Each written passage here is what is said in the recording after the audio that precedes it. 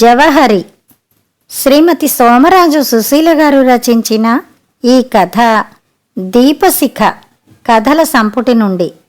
వేసవికాలం వస్తోందంటే చాలు రిజర్వేషన్ కౌంటర్లన్నీ కిటకిటలాడిపోతాయి. ఎండలో పక్క మార్చేస్తుంటే ఈ జనాలు ఎవరి కొంపల్లో వాళ్ళు పడుండక ఊళ్ళట్టుకు తిరగడం ఎందుకో, ఇంటి పట్టున హాయిగా ఎలా ఉండొచ్చో ఒకళ్ళకి తెలిసిచావదు. దానికి తోడు ఈ గవర్నమెంట్ వాళ్ళు అందరికీ ఎల్టీసీలు ఇచ్చేసి ఊళ్ళమ్మట తిరగండో అని తోలుతున్నారు. పాపం ఎండ వేడికి ఉక్కపోతకి తాళలేక క్యూలో నిలబడ్డ ముసలాయన దేశంలో అందర్నీ తిట్టిపోస్తున్నాడు.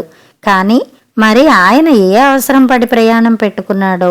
అసలే అది ఢిల్లీ రూటు, రిజర్వేషన్ కౌంటర్, అందులో వేసవికాలం, పైపెచ్చు ఏసీ క్లాసులకి. ఇక చెప్పేదేముంది. కానీ విచిత్రం, సరిగ్గా నెల తర్వాత ఇదే రోజుకి, అంటే మే 12కి ఏపీలోనూ దక్షిణలోనూ కూడా బెర్తలున్నాయని పచ్చలైట్లు వెలుగుతున్నాయి. ఇంతలో ముసలాయనికి ముందున్న ఒక సగటు ప్రాణి చేతులు లోపలికి పెట్టి 3 ఫారాలు ఇచ్చాడు. 3 ఫారాలేమిటయ్యా? ఒక్కో దానిలో 6 కన్నా నింపరాదు కదా సార్. ఖాందాన్ మొత్తం పోవాలి గదా, ఇంట్లో లగ్గమాయే. ఇలాంటి వాటికి గ్రూప్ రిజర్వేషన్ అడగొచ్చయ్యా. 3 సంతకాలు తెచ్చావు, గట్టివాడివే. పెద్ద సేటు, డాలి, బేబీ, మున్షీ సాబు చేసిండ్రండి. మే 12 నాగపూరు, ఏపీలో 2 ఉన్నాయ్యా. ఏపీ లేకుంటే దక్షిణ్ తెమ్మన్నాడు సేటు. దక్షిణ్లో 13 ఉన్నాయి, 3 ఆరేసి పనికొస్తుందా? కానీ సార్, సేట్ మాణిక్లాల్ 75, వందనాదేవి 70, రతన్లాల్ 52, లక్ష్మీదేవి 50, నందలాల్ 50, రుక్మిణీబాల 46, ప్రేమలాల్ 46, ఆశాజ్యోతి 40, పరిమల్ సోనీ 50, కిరణ్ సోనీ 48, అర్చన 18, ప్రేమలత 16, కన్హయ్య 16, మందాకిని, వినోద్, మధుబాల 11, 11, 11. చాలామంది 11లున్నారే. పెద్ద సేటు మనమలండి. 1 సంవత్సరంలో 3 బిడ్డలు అయ్యారింటికి. ఎంతయిందో లెక్క చెప్పాడు కౌంటర్లోని ఉద్యోగి. అన్నీ 500 నోట్లిచ్చి టిక్కెట్లన్నీ సరిచూసుకుని ఆనందంగా వెళ్ళిపోయాడా పెద్ద మనుషుల ఇంటి మనిషి. వెనకాతలు నిలబడ్డ ముసలాయన ఏపీలో ఢిల్లీకి 2 బెర్తులు కొనుక్కొని మాట్లాడకుండా వెళ్ళిపోయాడు. ఆయనకి టిక్కెట్ దొరక్కపోతే ఇంకా ఎందరిని శాపనార్థాలు పెట్టేవాడో మరి. అప్పటిదాకా ఏపీకి దక్షిణ్కి కూడా 12వ తారీఖు పచ్చలైట్లు చూపిస్తున్న బోర్డు ఒక్కసారి ఎర్రలైటు చూపించడంతో 12వ తారీఖున ప్రయాణం పెట్టుకున్న వాళ్ళు కంగారు పడ్డారు.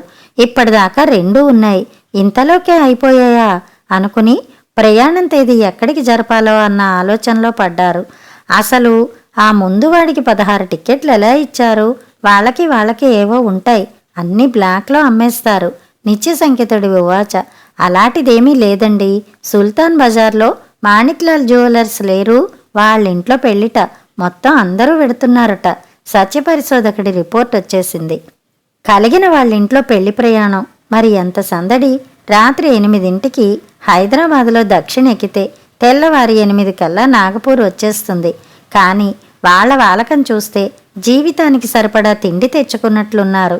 2 పెద్ద క్యారియర్లు, 2 డబ్బాలు, ఐస్ వాటర్ జగ్గు, చిన్న సైజు గంగాళమంతది, సంత్రాలు, మామిడి పళ్ళు, ద్రాక్ష పళ్ళు ఉన్న వెదురు బుట్ట, బక్కెట్టుడు ఐస్లో జలకాలాడుతున్న కోకోకోలా సీసాలు, కాకుండా 2 పెద్ద పెట్టెలు, 4 విఐపి సూట్ కేసులు, ఓ పెద్ద మ్యూజిక్ సిస్టమ్, వగైరా వగైరాలతో అంతా నాంపల్లి స్టేషన్లో రైలు బయలుదేరుతోందనగా ఎక్కారు. ఆ కుటుంబపు ఆడవాళ్లు మంచి మంచి కోటా చీరలు సంప్రదాయంగా నెత్తిమీద కొంగు వచ్చేలా కట్టుకుని ఉన్న పిల్లలు మాత్రం నేటి కాలానికి తగ్గట్టు జీన్స్ షర్టులతో ఫ్యాషన్గా ఉండి ఇంగ్లీష్లోనే మాట్లాడుకుంటూ వాళ్ళ లోకంలో వాళ్ళున్నారు.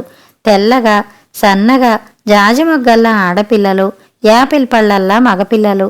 ఆడపిల్లలు ఎంత స్టైల్గా ఉన్నా ఒంటిరవ్వ ముక్కు పుడకలు మెరవడం మానట్లేదు. వృద్ధ దంపతులిద్దరూ సకుటుంబంగా సర్దుకుని కూర్చుని సామానంతా సరిచూసుకునేటప్పటికీ రైలు బయలుదేరింది. మాణిక్ సేటు గారికి హైదరాబాద్ నగరంలో 4 జ్యువెలరీ షాపులు, అవి చూసుకునేందుకు 3 కొడుకులు, 1 అల్లుడు ఉన్నారు.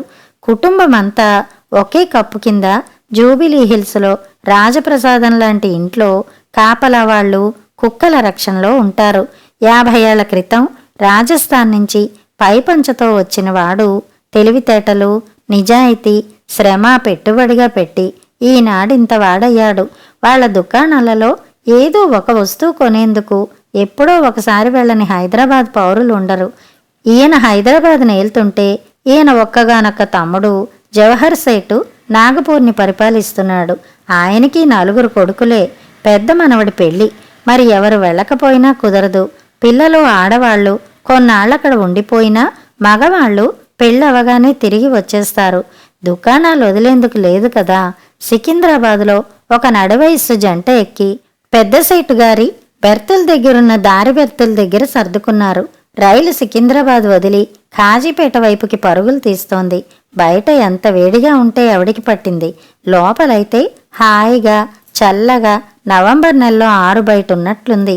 కాకపోతే ఏసీలో రాత్రి ప్రయాణాల్లో బయటికి చూద్దామని తల తిప్పితే మన ముఖమే కనిపిస్తుంది. అందుకే పాపం మర్యాద కాదని తెలిసినా కొందరు ఎదుటివాళ్లను చూస్తూ పరిశీలిస్తూ కాలక్షేపం చేస్తారు. పెళ్లివారిలో ఆడవాళ్లు, పిల్లలు ఇంటి నుంచి, మగవాళ్లంతా షాపుల నుంచి వచ్చినట్టున్నారు. అందుకే భోజనాల తతంగం రైల్లోనేలా ఉంది. ఆడవాళ్లందరూ ఆ ప్రయత్నాల్లో పడ్డారు. 2 అల్యూమినియం పెట్టెలు మధ్యకి రాగి, రైలు వారిచ్చిన తెల్ల దుప్పటి పరిచేటప్పటికీ డైనింగ్ టేబుల్ తయారైపోయింది. లెక్కగా తళతళ్లాడే 16 స్టీల్ ప్లేట్లు, గ్లాసులు, కటోరీలు, చెంచాలు టేబుల్ను అలంకరించాయి. ఈ లోపల పిల్లలు జగ్గులోంచే ఐస్ ముక్కలు వేసిన చల్లని నీళ్లు గ్లాసుల నిండా పోశారు. క్యారియర్ విప్పగానే కమ్మటి నేతివాసన. తెల్లటి బట్టలో మూట కట్టిన రొట్టెల దొంతర, పచ్చిమిరపకాయల కూర, వడియాల కూర, పెసరపప్పుతో హల్వా, కోవా కచోరీ, పెరుగు. ఆ ఆడవాళ్ళెంత శ్రద్ధగా ఆ భోజనం తయారు చేయించారో మరి. 1 గంట సేపు కబుర్లు, కేరింతల మధ్య పెళ్లివారి భోజనాలయ్యాయి. ఇంతలో ఎవరో పిల్లలు మ్యూజిక్ సిస్టమ్ ఆన్ చేశారు. మధ్య మధ్యలో పండ్ల ముక్కలు తింటూ మగవాళ్లు పేకాడుకోవడం మొదలుపెట్టారు. వాళ్లలో వాళ్లే ఏవో నిదానంగా మాట్లాడుకుంటూ నవ్వుకుంటూ భుక్తాయాసం తీరే వరకు పేకలాడుకున్నారు. మగవాళ్ల భోజనాలు అవగానే ఆడవాళ్లు కూడా ఆ పని కానిచ్చేసి పడకల ఏర్పాట్లు మొదలుపెట్టారు.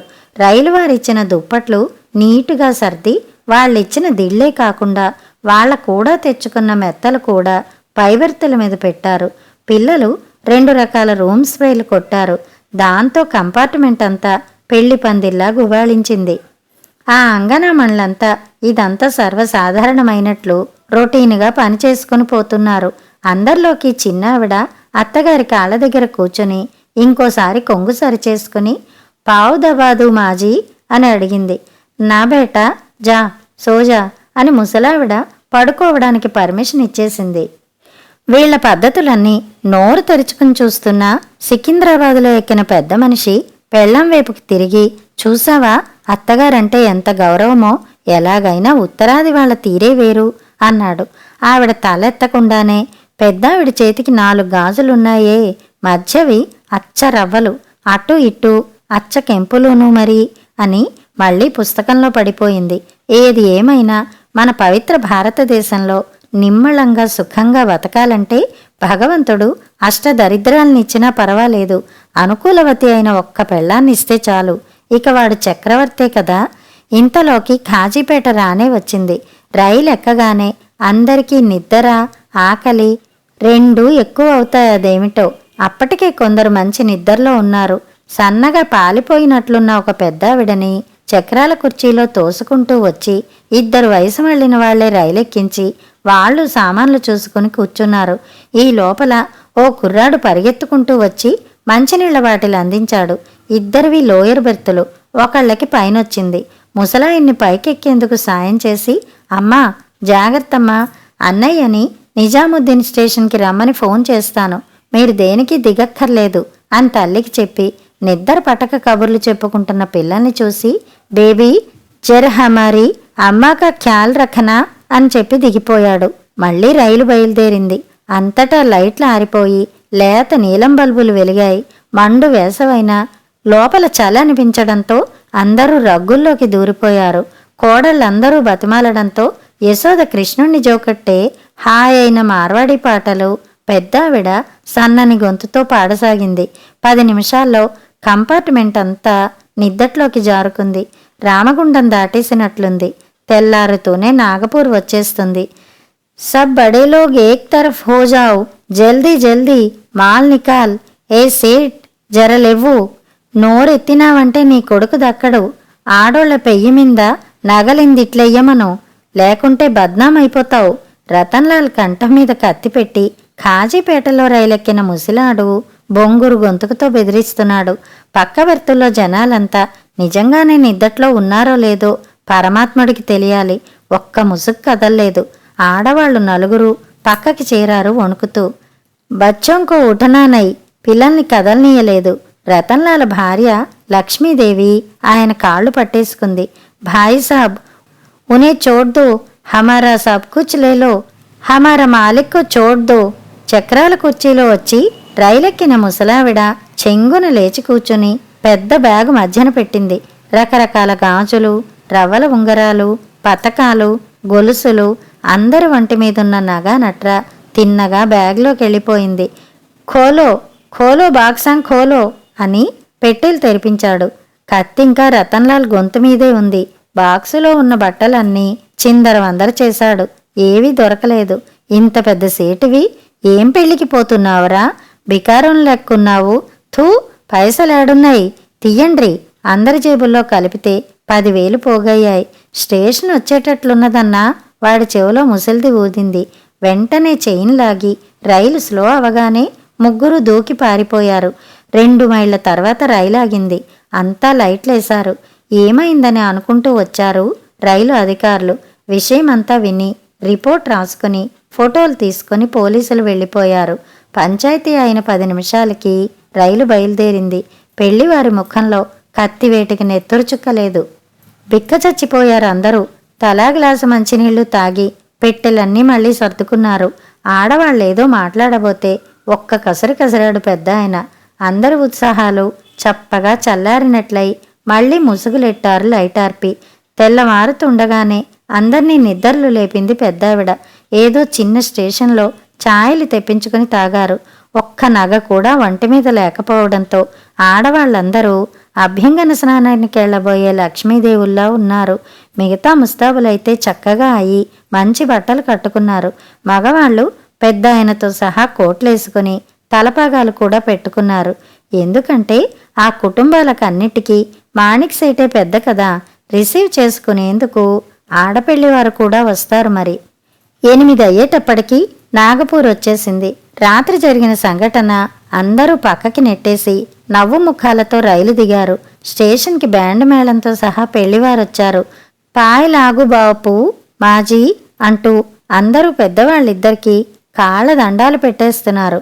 మేం మాత్రం తక్కువ అని రైల్లో వచ్చి దిగిన సేటులు పినతండ్రికి అదే పనిచేశారు. అందరూ కుశల ప్రశ్నలేసుకుని గేటు వైపుకి వెళ్లసాగారు.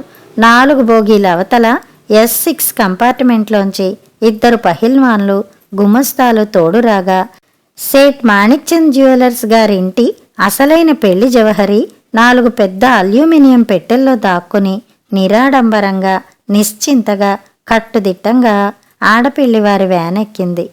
కథ సమాప్తం.